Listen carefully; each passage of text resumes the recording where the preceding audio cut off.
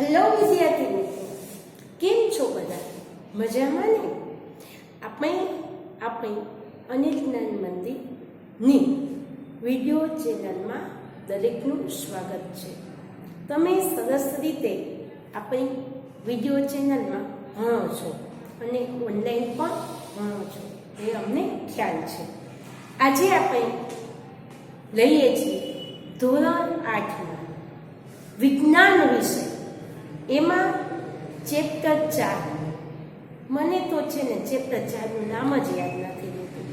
તમે કહેશો વિદ્યાર્થી મિત્રો કે આપણે આપણી રોજબરોજની જિંદગીમાં કંઈક એવી વસ્તુ વાપરીએ છીએ કે જેના વિના ચાલે જ નહીં.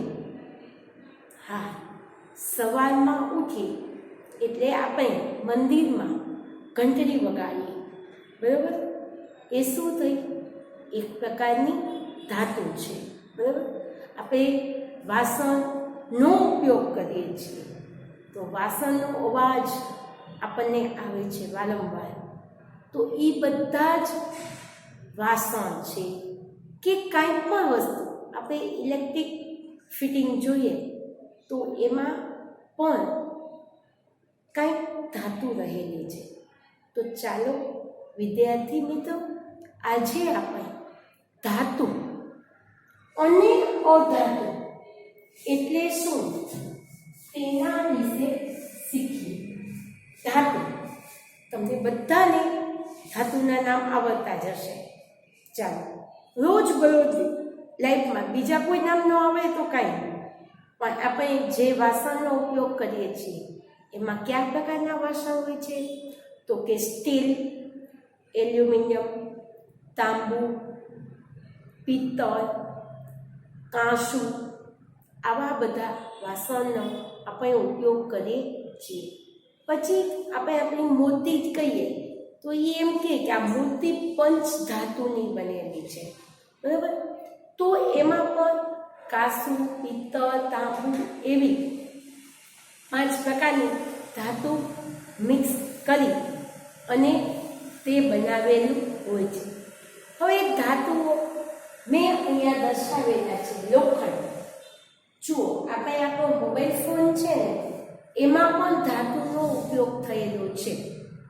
મેં હમણાં જ આપણે કોરોના સંદર્ભે વાંચ્યું હતું. આપણને ખબર છે કે કોરોનાને લીધે જે બાયો વેસ્ટ છે તેનો વધારો થયો છે. જેમ કે માસ્ક, પીપીઈ કિટ, પછી કંઈ પણ કોરોનાના દર્દી માટે વાપરવામાં આવેલા બધા સાધનો. પછી શું થાય? એ બધા બાયોમેડિકલ વેસ્ટ છે એનો નાશ કરવો. જો એનો ગમે તે તમે ફેંકી દો તો એ ન ચાલે. એ બાયોમેડિકલ વેસ્ટ કંઈક જુદી જ જગ્યાએ, જેમ આપણે આપણું ટીપરવાન આવે એમાં ભીનો કચરો અને સૂકો કચરો અલગ અલગ રાખીએ છીએ, એમ તમને ખ્યાલ જ છે કે આપણે કોઈ હોસ્પિટલમાં જઈએ અને હવે તો ઇવન ટીપરવાનમાં પણ એક બાસ્કેટ રાખવામાં આવેલી છે. એમાં લખેલું હોય છે કે બાયોમેડિકલ વેસ્ટ કોઈ પણ પ્રકારનું હોય તે આમાં તમારે નાખવું. તો એ બધી બાયોમેડિકલ વેસ્ટ છે એમાં પણ ધાતુનો ઉપયોગ થયેલો હોય છે. એટલે નાનામાં નાની બાબત એમાં દરેકમાં ધાતુનો ઉપયોગ થયેલો છે.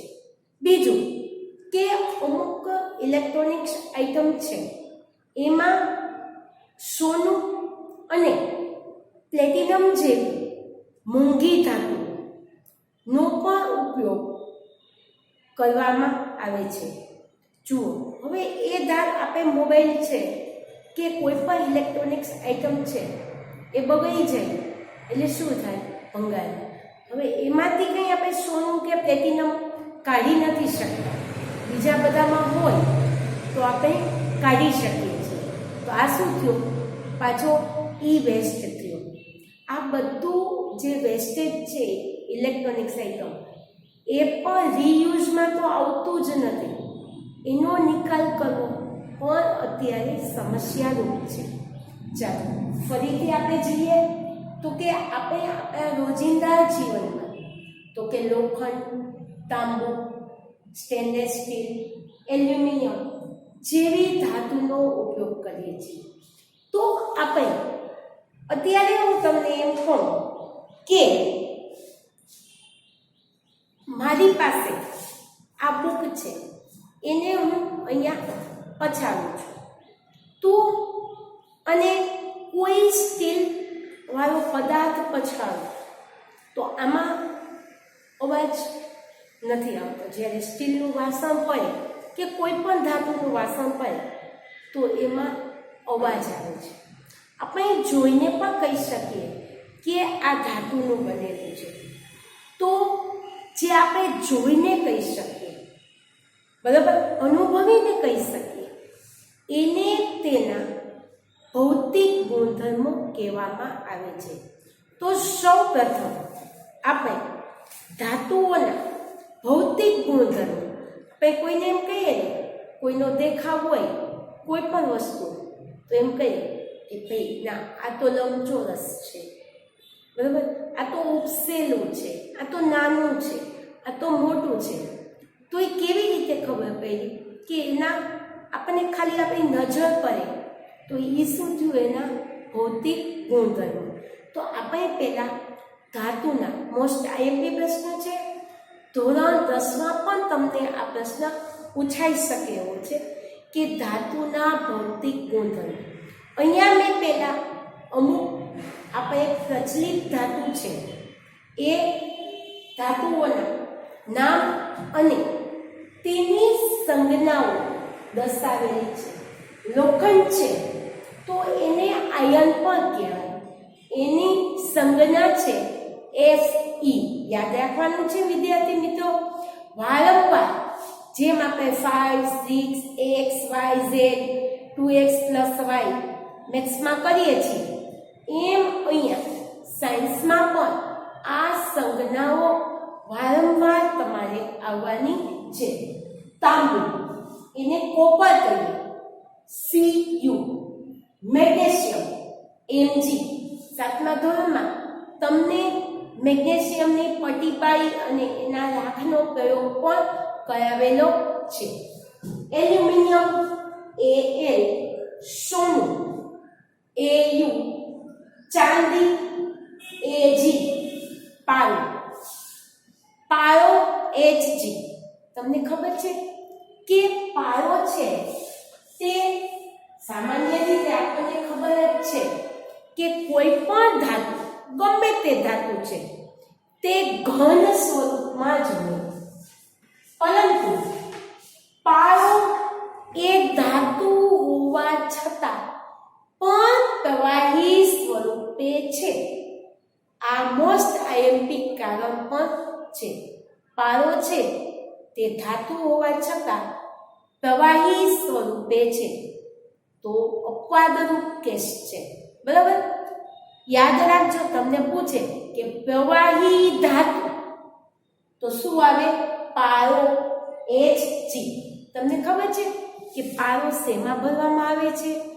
તમે થર્મોમીટર 2 પ્રકારના જોયા હશે કે ડૉક્ટર આપણો તાવ માપે, એ થર્મોમીટર, અને તાપમાન માપવાનું ઘણી જગ્યાએ આપણે જાઓ ને તો લગાવેલું હોય કે એમાં તાપમાન બતાવે, તાપમાન માપવાનું થર્મોમીટર. તો એમાં તમને જે એકદમ તમે નિરીક્ષણ કરશો, કેમ ખબર પડે? તાવ માપે તો તમે મોઢામાં જીભની નીચે રાખો થર્મોમીટર, એટલે ડૉક્ટર એમ કહે કે તમને 101 તાવ છે, 102. ક્યારેય તમે એમાં નિરીક્ષણ કર્યું છે વિદ્યાર્થી મિત્રો? તો એમાં જે પારો ભરેલો હોય એની સપાટી આમ લાઈનમાં ઉપર આવે, એ બરાબર. એટલે થર્મોમીટરમાં પારો ભરવામાં આવે છે. જસર ને ઝીંક પણ કહેવાય, Zn. Potassium, K. Sodium, Na. હવે આપણને જનરલી એવી ખબર છે કે ધાતુ છે ને એ એકદમ કઠણ સ્વરૂપમાં હોય, બરાબર. આપણે પિત્તળના અને સ્ટીલના ને વાસણો એમ કંઈ તૂટી નથી જતા, બરાબર. આપણને એવું જ થાય, લોખંડ છે, તાંબુ છે, એવું જ થાય કે ધાતુ છે તે કેવા સ્વરૂપમાં હોય? ઘન સ્વરૂપમાં હોય અને એ કેવા હોય? કઠણ હોય.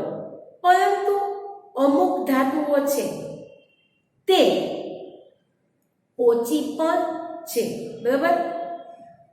કેવી છે? પોચી પણ છે. જેવી રીતે સોડિયમ, મેગ્નેશિયમ એ ધાતુ થોડી ઓછી છે. હવે આગળ જોઈએ કે મેં તમને કીધું કે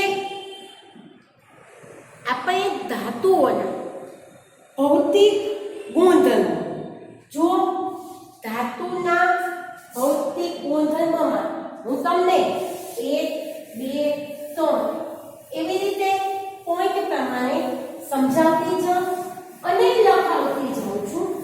તો જુઓ, ધાતુઓના ભૌતિક ગુણધર્મો જો અનુભવેલું જ છે, આપણે શું અનુભવેલું છે એ જ અહીંયા હું લખીશ. પહેલું, ધાતુઓના ભૌતિક ગુણધર્મમાં પહેલું ટીપાવપણું. પહેલો ગુણધર્મ ટીપાવપણું. તમે એમ કહેશો કે ટીચર ટીપાવપણું એટલે શું? તમે જોજો કે એને કોઈ પણ ધાતુને હથોડીથી કે ગમે એનેથી તમે ટીપીને શું બનાવી શકો? પતરા બનાવી શકો, જુદો જુદો આકાર આપી શકો. ટીપો તો જ તમે એનો આકાર આપી શકો ને. એટલે ટીપીને પાતળા પતરા બનાવી શકાય છે. એટલે એનો ગુણધર્મ કેવો કહેવાય? ટીપાવપણું. એટલે કે ટીપીને પાતળા પતરા બનાવી શકાય છે. ચાલો, બીજું ગુણધર્મ તણાવપણું. આપણે જોઈએ છીએ કે ઇલેક્ટ્રિક વાયર છે એની અંદર તમે ખોલશો પ્લાસ્ટિકનું ઉપર, આમ કરીને આપણે ઘણી વાર દાંતથી ખબર છે કરીએ છીએ, તો એમાં ધાતુ હોય છે. બરાબર? તો એને ખેંચીને તાર બનાવી શકાય છે. એટલે એને કહેવાય છે તણાવપણું, કે ખેંચીને તાર બનાવી શકાય છે. અનુભવાયેલું છે? આવડી જાય વિદ્યાર્થી મિત્રો? પેલો ગુણધર્મ ટીપાવપણું, ટીપીને પાતળા પતરા બનાવી શકાય છે. ગમે તે આકાર તમે આપી શકો. તણાવપણું, ખેંચીને તમે તાર બનાવી શકો છો. હવે એક મોસ્ટ આઈએમપી ગુણધર્મ, તે ઉષ્મા અને વિદ્યુતના સુવાહક છે. હવે એના ઉપર તમને સમજાવું. ઉષ્મા અને વિદ્યુતના સુવાહક છે. હવે પહેલા તો સુવાહક અને અવાહક. તમે પ્લાસ્ટિકના કે કાચના વાસણ ગેસ ઉપર નથી મૂકી શકતા. બરોબર ને વિદ્યાર્થી મિત્રો? લગભગ આપણે ધાતુના, બરાબર, એલ્યુમિનિયમ, સ્ટીલ, પિત્તળ, એ બધા જ ધાતુના આપણે વાસણ હોય છે. એનો અર્થ કે એ ગરમ થાય છે. ગરમ થાય છે તો પણ તેનો આકાર બદલી શકાતો નથી. એટલે એ ઉષ્માને પાછું અંદરની બધી વસ્તુ આપણે હાઈ ક્લાસ રસોઈ થઈ જાય. બરાબર? એનો અર્થ કે તે ઉષ્માના સુવાહક છે. તમે લાકડું મૂકો જોઈએ, લાકડાના વાસણ મૂકી શકાશે? નહીં મૂકી શકાય. બરાબર? તો એ શું છે? ઉષ્માના સુવાહક. હમણાં જ મેં તમને ઉદાહરણ આપ્યું કે એને ખેંચીને આપણે તાર બનાવી શકીએ છીએ વિદ્યુતના. તો વીજળીના તારમાં તમને ખબર છે કે તમે આમ ખેંચશો એટલે તાંબાની તમને દેખાશે. તો એનો અર્થ શું? કે એ વીજળી આપણને આપવામાં, જો એ તાર ન હોય અંદર, ખાલી ખોખું હોય તો ન ચાલે. એટલે કે વીજળી આપવામાં, એટલે વિદ્યુતના કેવા છે? સુવાહક છે. સમજાઈ ગયું વિદ્યાર્થી મિત્રો? ઉષ્મા અને વિદ્યુતના સુવાહક છે. ધોરણ 7માં તમને અવાહક અને સુવાહક એવા તફાવતો ઉષ્માના અને વિદ્યુતના આવી ગયા છે. બરોબર? પછી તે રણકાર રૂપમાં કરે છે. હવે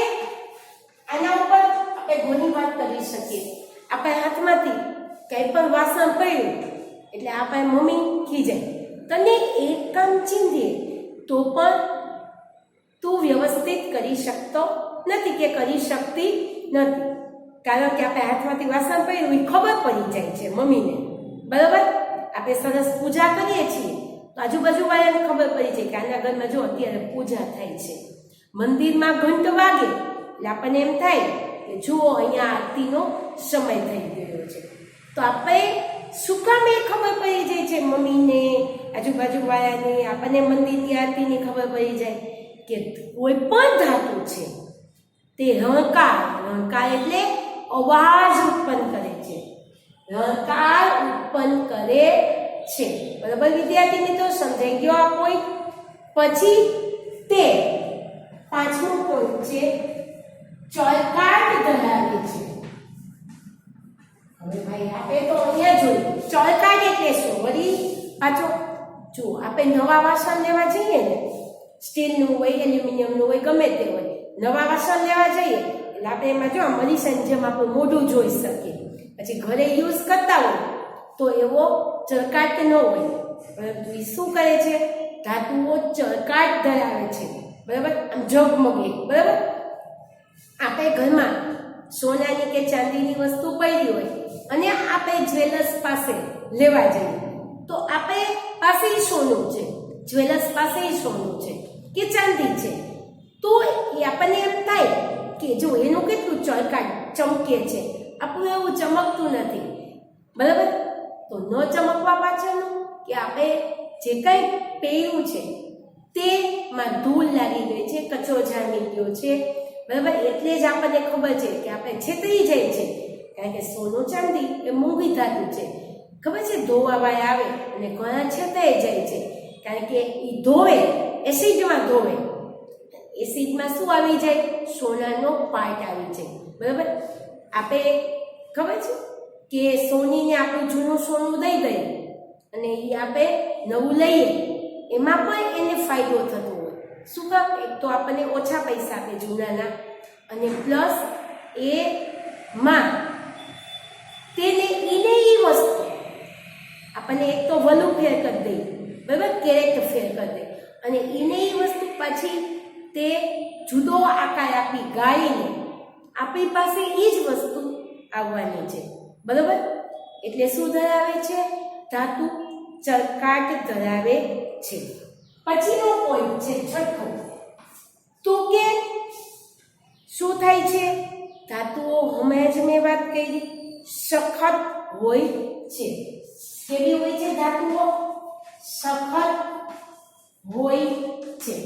હવે આમાં પણ અપવાદ રૂપ છે કે સોડિયમ, પોટેશિયમ અને સીસુ. જો લખું છું સોડિયમ, હમણાં મેં લખું હતું સોડિયમ એટલે Na, પોટેશિયમ અને સીસુ. પોટેશિયમ એટલે આપણે કે અને લેડ, સીસુ એટલે લેડ, Pb, પોટેશિયમ એટલે કે, બરાબર. સોડિયમ, પોટેશિયમ અને લેડ એટલે સીસુ, Pb એ નરમ ધાતુ છે. યાદ રાખજો, તમને પ્રશ્ન પૂછે કે નરમ ધાતુ કઈ કઈ છે તો આવડવું જોઈએ સોડિયમ, પોટેશિયમ અને લેડ, સીસુ, બરાબર. એ બધાના સંજ્ઞાઓ પણ તમને આવડવી જોઈએ. સમજાઈ ગયા ધાતુઓના ભૌતિક ગુણધર્મો. હવે આપણે વાત કરવાની છે કે ધાતુના ભૌતિક ગુણધર્મ આપણે શીખી ગયા છીએ, તો અહીંયા હું અ લગાવી દઉં, બરાબર. અધાતુઓના ભૌતિક ગુણધર્મ, બરાબર. તો એ પણ જોઈ લઈએ કે અધાતુઓમાં શું થાય, તો કે એ ટીપાવ કણોનો ગુણધર્મ ધરાવતું નથી.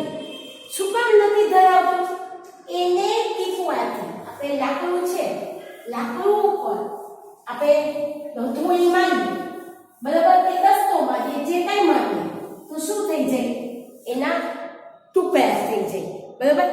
એટલે અધાતુના ભૌતિક ગુણધર્મમાં લખીએ કે ટીપવાથી શું થઈ જાય છે?